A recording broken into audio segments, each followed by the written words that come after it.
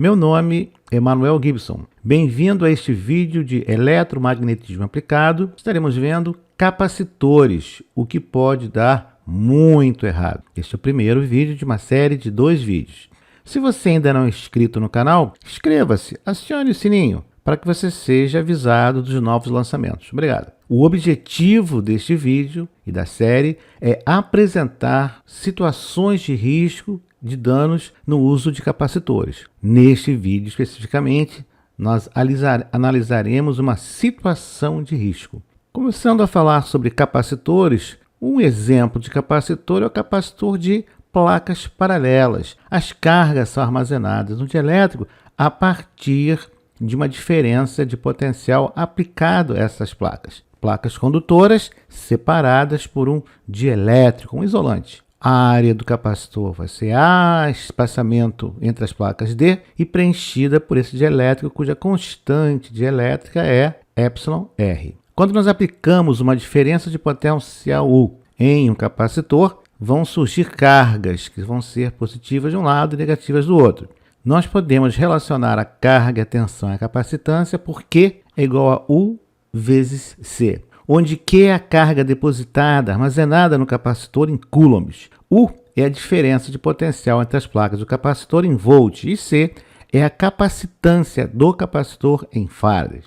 Sabemos que a carga elétrica não pode ser criada nem destruída. Temos uma equação que vimos anteriormente em alguns vídeos, a equação da quantidade da corrente, por exemplo. Quer dizer então que um capacitor carregado ele permanece carregado eternamente? Não, claro que não. Dielétricos reais, situações reais apresentam perdas pelos quais essas cargas podem transitar e se anular, não destruir. Você não destrói carga do capacitor, você anula. Todo capacitor real começa a se descarregar no exato momento em que é retirada a fonte de alimentação que alimenta as suas placas. O tempo de descarga vai depender de basicamente 2 coisas: quanta descarga você aceita e do dielétrico. Na prática, é mais fácil medir a tensão nos terminais do capacitor e observar que a tensão diminui com o tempo. Como a carga é proporcional à tensão, como nós já vimos, essa é a medida indireta da descarga do capacitor. Quando fechamos a chave CH1, as cargas armazenadas no capacitor começam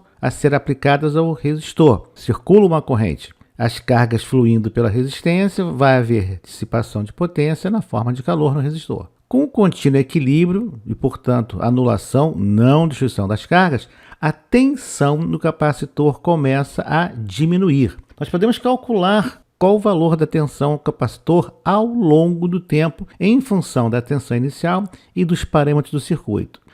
Essa equação é V de T, a tensão ao longo do tempo, vai ser igual à tensão inicial E elevado a menos T sobre RC, onde RC é a constante de tempo do circuito. E essa é a equação de descarga capacitiva. Temos aí a equação colocada na forma gráfica de descarga. Nós começamos em T igual a 0 no tempo em que é ligada a chave com a tensão inicial e ela vai descarregando. A tensão no capacitor vai diminuindo, chegando praticamente a 0 se for mantido durante muito tempo. Um fato interessante é que RC, constante de tempo, é expressa em segundos. Depois de passado uma constante de tempo, a tensão no capacitor é 37% do valor inicial. Na prática, dizemos que quando temos 5 constantes de tempo, a tensão no capacitor no circuito é praticamente 0. Quando trabalhamos com dispositivos eletroeletrônicos, temos que ter muito cuidado com cargas estáticas que podem se acumular em períodos precedentes a tempestades ou outras situações. Um fato lamentável devido a perdas humanas ocorridas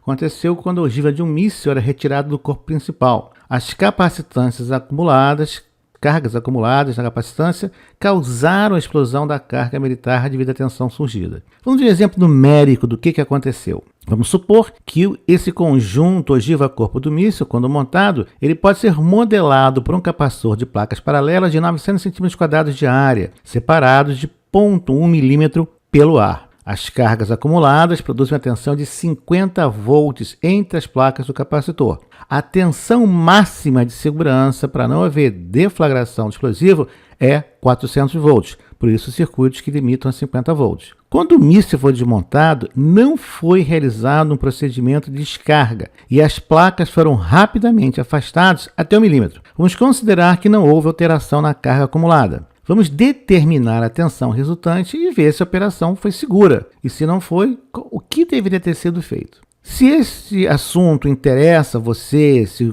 a aplicação de capacitores interessa a você, deixe o seu like. Ajude a divulgar o conhecimento em nosso próprio idioma. Ajude o algoritmo do Google a apresentar esse vídeo a mais pessoas. Obrigado. Vamos calcular então o valor da capacitância inicial. Vamos substituir pelos valores dados. A opção R é o área 1. Temos a área de 900 cm², ponto milímetro de afastamento. O ε0 do ar, 10 a menos 9 sobre 36π. E a capacitância inicial do dispositivo montado é de 7,96 nanofarad. Vamos agora calcular o valor da capacitância final. Substituímos, lembrando que agora a distância do afastamento das placas é de 1 milímetro e a capacitância final é de 0,796 nanofarad. A carga acumulada, Q vezes C, 50 volts. Na vez da capacitância, nós temos que a carga acumulada, 3,98 vezes 10 a menos 7 coulombs. Estamos preocupados na tensão. Vamos partir da definição de carga. Vamos também supor, como foi dito, que a carga se manteve constante. Carga inicial é igual a carga final. Da definição, temos que Q inicial é tensão inicial vezes C inicial e Q final é tensão final vezes capacitância final. Igualamos, obtemos uma relação para a tensão final, que é a tensão inicial vezes a relação entre a capacitância inicial e a capacitância final. Vamos substituir pelos valores que encontramos e descobrimos que a tensão no capacitor, tanto entre as placas, atinge 1 milímetro é de 500 volts. Lembrando que a tensão máxima de segurança é 400 volts, ultrapassamos a tensão máxima de segurança, havendo risco de explosão, o que aconteceu na prática. Um procedimento de segurança, então, antes de desmontar, realizar descarga de cargas acumuladas em excesso.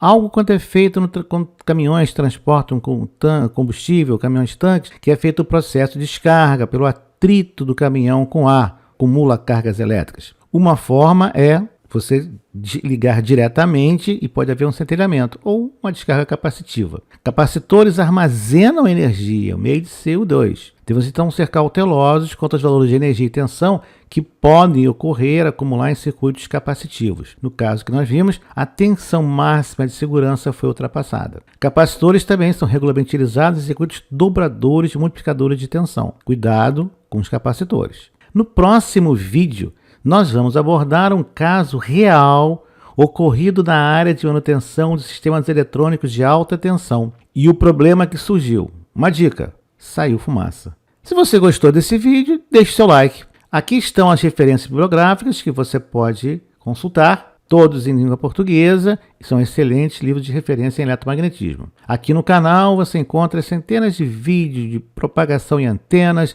eletromagnetismo aplicado, sistemas de telecomunicações e eletrônica aplicada. Se você ainda não é inscrito, inscreva-se no canal, acione o sininho. Obrigado por ter assistido o vídeo e até a próxima.